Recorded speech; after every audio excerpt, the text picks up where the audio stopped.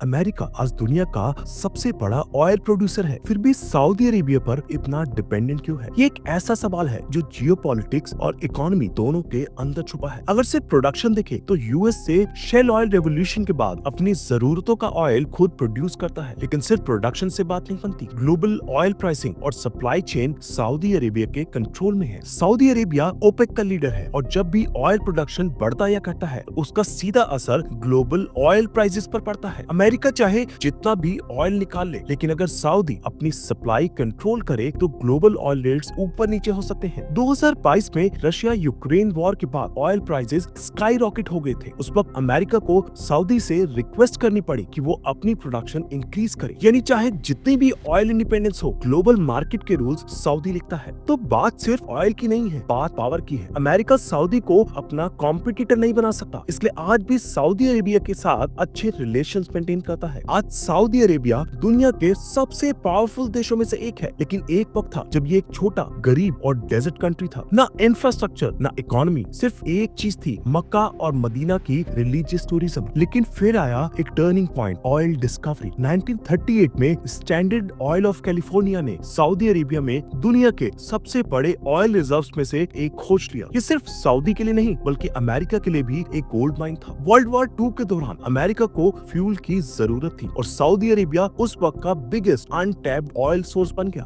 1945 में president Roosevelt और king Abdul अजीज के बीच एक हिस्टोरिकल डील हुई, oil for military protection. Saudi oil America के टैंक्स और फाइटर जेट्स को चलाने लगा और अमेरिका ने सऊदी को सिक्योरिटी का एश्योरेंस दिया। ये रिश्ता सिर्फ ऑयल तक नहीं था, पेट्रो डॉलर सिस्टम ने इसे और स्ट्रॉन्ग बना दिया। 1974 में सऊदी ने ये मान लिया कि अब सिर्फ यूएस डॉलर्स में ही ऑयल ट्रेड होगा। इससे अमेरिकन डॉलर दुनिया की सबसे स्ट्रॉन्ग करेंसी बन गया और अमेरिका का फाइनेंशियल कंट्रोल और बढ़ गया। आज भी यही सिस्टम चल रहा है। सऊदी अरेबिया और यूएसए का ये रिश्ता सिर्फ एक बिजनेस डील नहीं, दुनिया के जियोपॉलिटिक्स का सबसे बड़ा पावर गेम है। सऊदी अरेबिया सिर्फ ऑयल की वजह से पावरफुल नहीं है, बल्कि उसकी लोकेशन भी एक स्ट्रेटेजिक गोल्ड माइन है। दुनिया के 3 सबसे बड़े कॉन्टिनेंट्स एशिया, अफ्रीका और यूरोप के बीच सऊदी अरेबिया एक जियोपॉलिटिकल गेटवे बनाता है। सबसे पहले बात करते हैं स्ट्रेट ऑफ हॉर्मुज की। ये एक नैरो वाटरवे है जहां से दुनिया के 20% से ज्यादा ऑयल टैंकर्स गुजरते हैं। ईरान बार बार धमकी देता है कि अगर अमेरिका या इजराइल ने उसके अगेंस्ट कुछ किया तो वो स्ट्रेट ऑफ हॉर्मुज ब्लॉक कर देगा। अगर ऐसा होता है तो दुनिया का एनर्जी सप्लाई सिस्टम कोलैप्स हो सकता है। दूसरी तरफ है बब अल मंदेब स्ट्रेट, जो रेड सी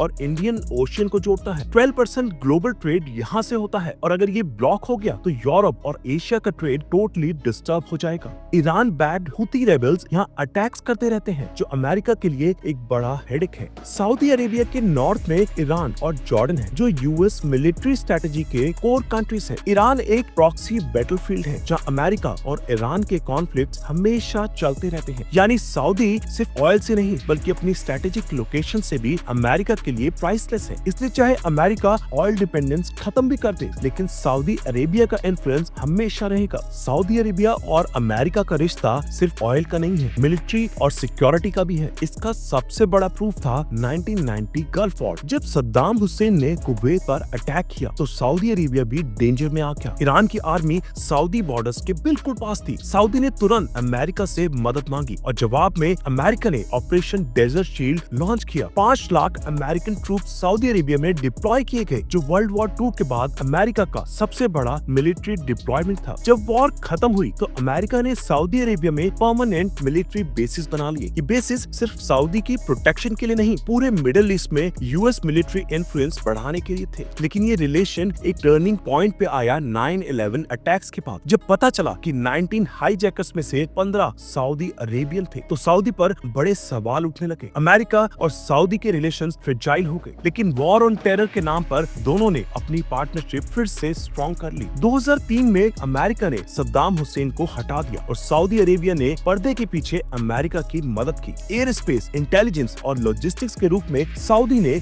यूएस मिलिट्री को सपोर्ट दिया ताकि इराक ईरान के कंट्रोल में चला जाए। आज भी सऊदी अमेरिका का सबसे बड़ा डिफेंस पार्टनर है। अमेरिका ने सऊदी को बिलियंस ऑफ डॉलर्स के वेपन्स और फाइटर जेट्स दिए हैं। मिडिल ईस्ट में अगर अमेरिका का कोई सबसे स्ट्रॉन्ग मिलिट्री एली है तो वो है सऊदी अरेबिया। सऊदी अरेबिया सिर्फ ऑयल और मिलिट्री अलायंस तक लिमिटेड नहीं है, उसका अमेरिका के फाइनेंशियल सिस्टम पर भी बड़ा कंट्रोल है। सऊदी अरेबिया का पब्लिक इन्वेस्टमेंट फंड PIF एक $930 बिलियन का वेल्थ फंड है जो अमेरिका के टेक्नोलॉजी, डिफेंस और मीडिया इंडस्ट्रीज में हैवी इन्वेस्टमेंट करता है। इसका सबसे बड़ा एग्जांपल है सिलिकॉन वैली। आज जितने भी टॉप अमेरिकन टेक स्टार्टअप्स हैं, उनमें सऊदी इन्वेस्टमेंट का बड़ा हिस्सा है। लेकिन सबसे शॉकिंग बात यह है कि सऊदी अरेबिया सिर्फ प्राइवेट कंपनीज में नहीं बल्कि अमेरिकन पॉलिटिक्स में भी पैसा लगा रहा है। $2 बिलियन की इन्वेस्टमेंट जैरेड कश्नर को दी गई, जो कि डोनाल्ड ट्रंप के दामाद और सबसे क्लोज एडवाइजर है। ट्रंप के लग्जरी होटल्स में सऊदी डेलीगेट्स ने 500 नाइट्स बुक की थी, जिस पर लाखों डॉलर्स खर्चे गए।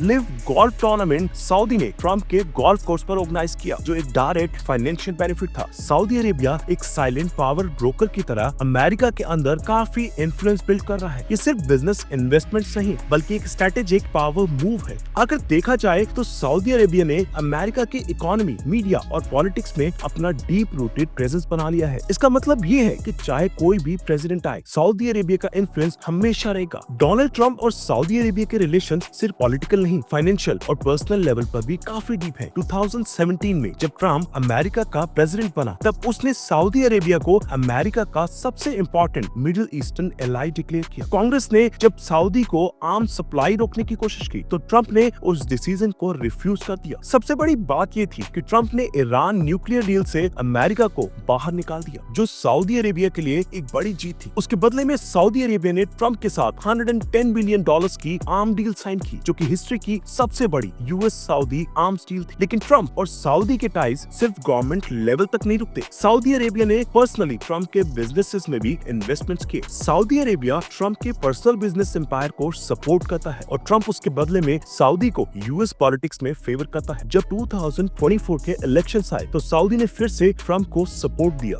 UFC इवेंट पे ट्रंप के साथ इलॉन मस्क, डैना वाइट के साथ एक और आदमी था, यासिर अल रमियान। ये सऊदी अरेबिया के $930 बिलियन के वेल्थ फंड का हेड है, जो सिर्फ एक बिजनेसमैन नहीं, सऊदी के ग्लोबल इन्फ्लुएंस का एक ही आर्किटेक्ट है। ट्रंप और सऊदी के बीच सिर्फ डिप्लोमेटिक नहीं बल्कि एक पर्सनल और फाइनेंशियल कनेक्शन भी है। आने वाले दिनों में सऊदी अरेबिया और अमेरिका के रिलेशंस और भी ज्यादा कॉम्प्लेक्स होने वाले हैं। जब जो बाइडेन प्रेसिडेंट बने, तो सऊदी अरेबिया के लिए टफ टाइम शुरू हो गया। बाइडेन एडमिनिस्ट्रेशन ने सऊदी को ह्यूमन राइट्स वायलेशंस पर क्रिटिसाइज किया। येमेन वॉर में सऊदी मिलिट्री सपोर्ट कम कर दी। सऊदी को कुछ स्पेसिफिक वेपन्स बेचना भी रोक दिया। ईरान न्यूक्लियर डील को दोबारा रिवाइव करने की कोशिश की। ये सब सऊदी अरेबिया के लिए एक वार्निंग साइन था। इस वजह से सऊदी ने चाइना और रशिया के साथ अपने रिलेशन स्ट्रॉन्ग करने शुरू किए। चाइना ने सऊदी और ईरान के बीच पीस डील ब्रोकर की, जो पहले सिर्फ अमेरिका करता था। लेकिन 2024 के इलेक्शंस में डोनाल्ड ट्रंप वापस आए। ट्रंप पहले भी सऊदी के लिए मोस्ट फेवरेबल यूएस प्रेसिडेंट रहा है। ट्रंप के आने से सऊदी अरेबिया को फिर से मिलिट्री और इकोनॉमिक फेवर्स मिल सके हैं। सऊदी अपने ऑयल प्रोडक्शन के डिसीजन से अमेरिकन इकोनॉमी को मैनिपुलेट कर सका है। सऊदी अरेबिया का फ्यूचर गोल ये है कि वो सिर्फ ऑयल सुपर पावर ना रहे, बल्कि ग्लोबल पॉलिटिक्स में भी एक मेजर प्लेयर बने। 2034 फीफा वर्ल्ड कप की होस्टिंग राइट्स सऊदी ले चुका है, जो ग्लोबल ब्रांडिंग का एक बड़ा स्टेप है। एआई, टेक्नोलॉजी और सोशल मीडिया में भी सऊदी हैवी इन्वेस्टमेंट कर रहा है, ताकि फ्यूचर पावर स्ट्रक्चर में उसकी पकड़ मजबूत हो। डिफेंस और आर्म्स डील्स के माध्यम से सऊदी को अमेरिका का लॉन्ग टर्म स्ट्रेटेजिक एलाई बना रहना है। आने वाले दिनों में सऊदी सिर्फ एक ऑयल एक्सपोर्टिंग कंट्री नहीं रहेगा, बल्कि एक ग्लोबल पावर प्लेयर के रूप में उभरेगा। और ट्रंप के वापस आने से तो सऊदी अरेबिया का अमेरिका पर इन्फ्लुएंस और भी ज्यादा स्ट्रॉन्ग हो सकता है। तो दोस्तों, ये थी कहानी सऊदी अरेबिया और अमेरिका के रिलेशन की। अगर आपको वीडियो पसंद आई हो तो इसे लाइक करें, अपने दोस्तों के साथ शेयर करें और हमारे चैनल को सब्सक्राइब करना न भूलें।